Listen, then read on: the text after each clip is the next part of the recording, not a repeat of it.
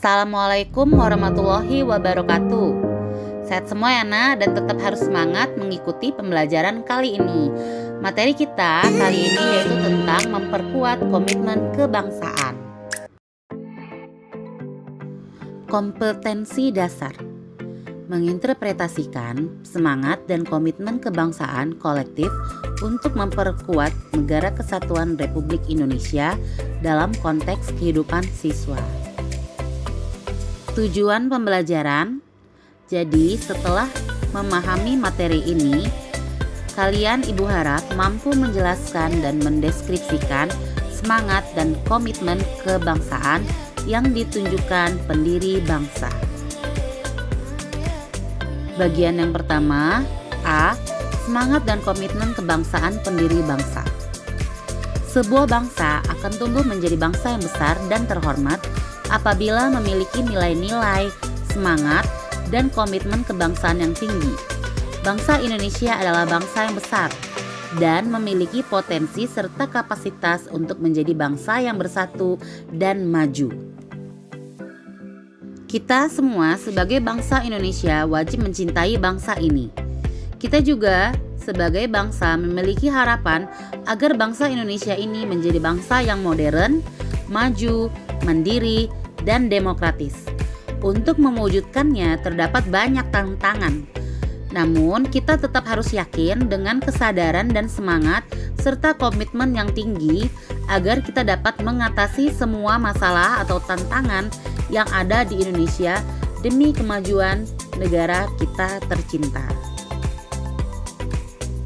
Sebelum adanya penjajahan Belanda dan Jepang di Indonesia, Nusantara merupakan negara yang maju, terlihat dengan adanya kejayaan pada masa kerajaan, terutama pada masa kejayaan Kerajaan Sriwijaya dan Kerajaan Majapahit.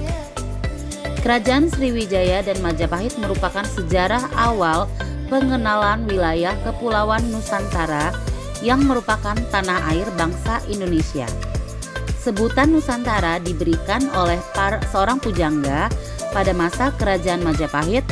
Kemudian pada masa penjajahan Belanda, sebutan itu dirubah oleh pemerintah Belanda menjadi Hindia Belanda. Bangsa Indonesia lahir dan bangkit melalui sejarah perjuangan bangsa yang pernah dijajah oleh Belanda dan Jepang. Akibat penjajahan, bangsa Indonesia sangat menderita dan mengalami kehancuran di bidang ekonomi, politik, sosial, budaya, dan pertahanan keamanan. Hingga sisa-sisa kemegahan dan kejayaan Nusantara seperti Kerajaan Sriwijaya dan Majapahit di bumi pertiwi Indonesia ini sirna dan hancur tanpa sisa. Dalam buku 4 Pilar Kehidupan Berbangsa dan Bernegara tahun 2012 dijelaskan bahwa Indonesia berasal dari bahasa Latin yaitu Indus dan Nesos, yang artinya India dan pulau-pulau di Indonesia. Indonesia merupakan sebutan yang diberikan untuk pulau-pulau yang ada di Samudra Hindia, dan itulah yang dimaksud sebagai satuan pulau yang kemudian disebut dengan nama Indonesia. Pada masa perjuangan kemerdekaan Indonesia, telah banyak pahlawan yang berjuang untuk kemajuan dan kemerdekaan Indonesia. Para pendiri bangsa merupakan contoh yang baik dari orang-orang yang memiliki semangat dan komitmen yang kuat dalam membentuk perubahan, yaitu kemerdekaan. Bukan lagi negara yang terjajah, tetapi adalah negara yang merdeka. Semangat mengandung arti bahwa tekad dan dorongan hati yang kuat untuk menggapai keinginan dan hasrat tertentu.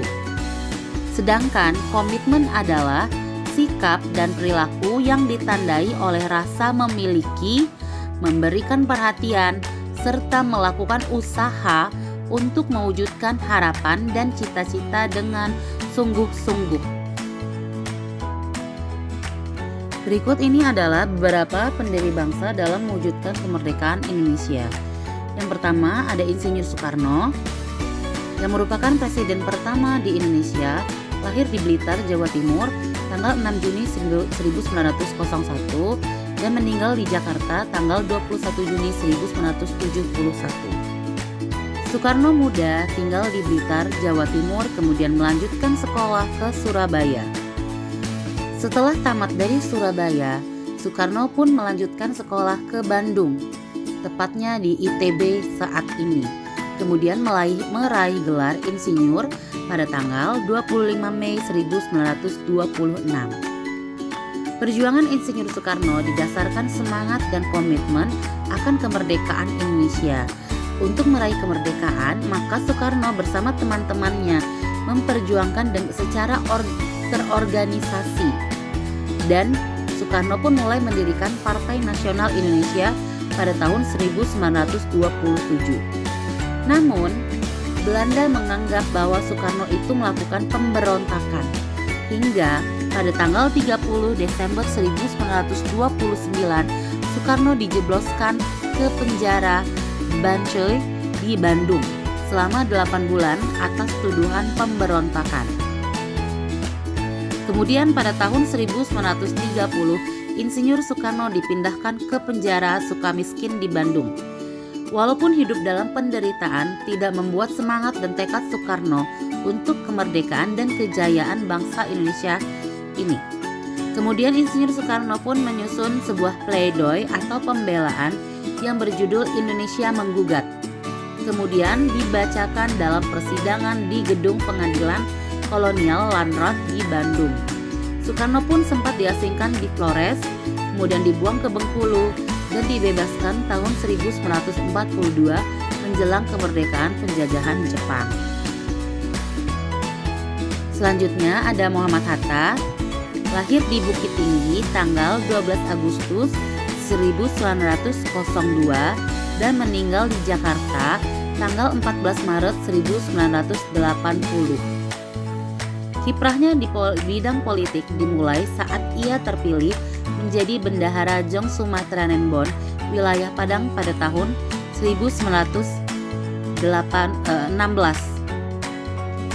Saat itu mulai ada politik etis sehingga Muhammad Hatta pun bisa bersekolah sampai ke luar negeri.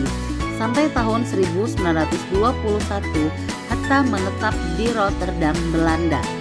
Kemudian bergabung dengan perkumpulan pelajar tanah air yang ada di Belanda bernama Indisch Vereniging yang berubah menama Indisch Partij, lalu berubah lagi menjadi Perhimpunan Indonesia.